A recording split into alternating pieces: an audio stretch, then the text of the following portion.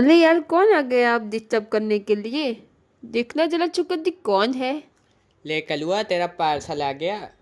मिला पालचल। देखो तो जरा क्या आया है चुकंदी। अबे, मेरा पालचल है तो मैं ही देखूंगा। अले, हड्डी के ढांचे दे रे। अबे, ये तो दे ही नहीं रहा है। चुकंदी कहीं का। अले, ये क्या चीज है? अरे मम्मी, आपने कुछ मंगवाया था क्या? अले, ये कौन सी चीज है यार? लाल लाल खाने की चीज है क्या? अले, देखना ज़रा। मैं एक काम करता हूँ, चक्के ही देख लेता हूँ। अले, चखने दे रहे। कोई बात नहीं, तब तक मैं पॉलीथीन से ही काम चला लेता हूँ। ये ले, ये ले, तू भी ले।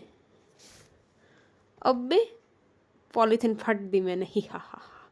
अरे, ये तो वही टी शर्ट है जो मैं कब से देख रहा था। भाई तो मेरा हिलो निकला रे। मेरे मन की बात छीन ली रे। अब जल्दी से मेरे को पहना दे। अब तो मैं भी बोलूँगा, तू हिला के चलो चलो। मम्मी, मैं लग रहा हूँ ना आपका हिलो? अरे लोबोट आंटी, आप भी बताओ मैं कैसा लग रहा हूँ?